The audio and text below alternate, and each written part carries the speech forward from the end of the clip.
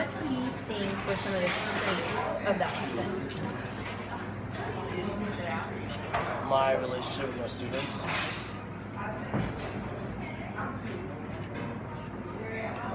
My content knowledge.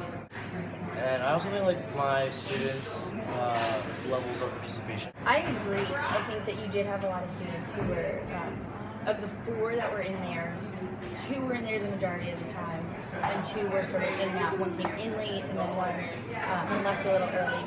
Yeah. But every time someone was in there, I think that they were really willing to participate and asking the right questions, and not being like passively waiting for you to clarify something. They were definitely like, I've got this, or like, where am I?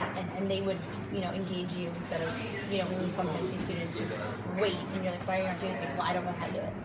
So I agree. How do you think it went overall?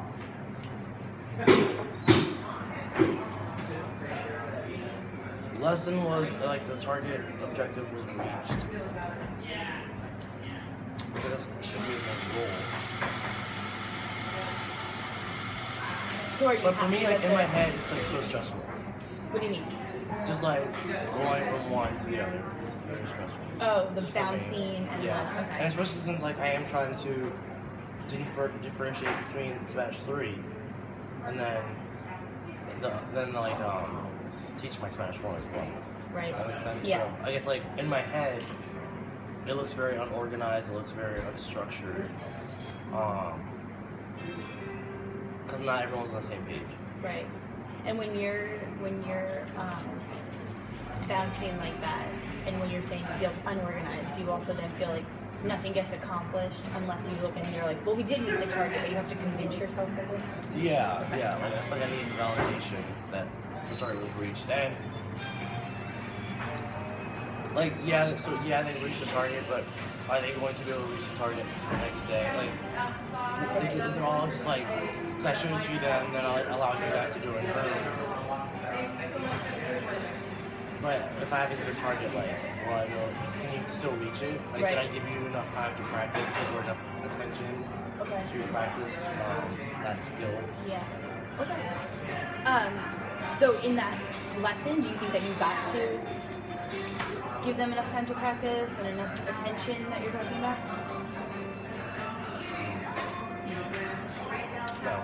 So you wanted me to look at differentiation, and I think that you did a great job of addressing all the students' needs. Because you sent them to do the work independently, you immediately went over to Taylor, who's your lower. You also mapped out the specific question. I don't think the way I'm doing it is conducive to learning a language. Because it was such a small classroom, there are the opportunities for like high levels of like conversation. Remember I was telling you I was going to these differentiated instruction trainings, and when I approached her about like your situation and that you're teaching different courses within one period, her eyes like bugged out. Like she was like, I can't, that's insane. But so in talking with her, I think that, when our focus has been differentiation, I think that our focus is shifting a little bit to how do I structure a class to facilitate different types of learners, and at the same time actually give instruction on 2 different levels. Yeah. So I kind of want to think about that for a second. I think your question now, or our focus now, and tell me if I'm wrong, but our focus now is how to structure a class for you to teach 2 different lessons or 3 different lessons and still provide attention and that engaging, individualized instruction with your students. Yeah, so how to teach a multilingual class, basically. Yeah. Can that be our focus for this, like, moving forward part, and then tie in the differentiation? Or Yeah, are you I'm 100%. That's okay. So you're saying that you want to be able to optimize your time with individuals. Or not individuals, but for content. Okay. If anything. Okay. Like, So at least per level. Yeah. Okay. What's something that have you thought of anything so far that you could possibly see yourself doing? I want to. I thought about this last week. Like, have a day, like one day, one Spanish 1, one day Spanish 3, one day Spanish 1, one day Spanish 3. So, and Friday, they both get an assessment. So one thing that you wanted to do was alternate days of direct instruction, right? So like I want to do this alternating like subject levels, but sometimes they're not there.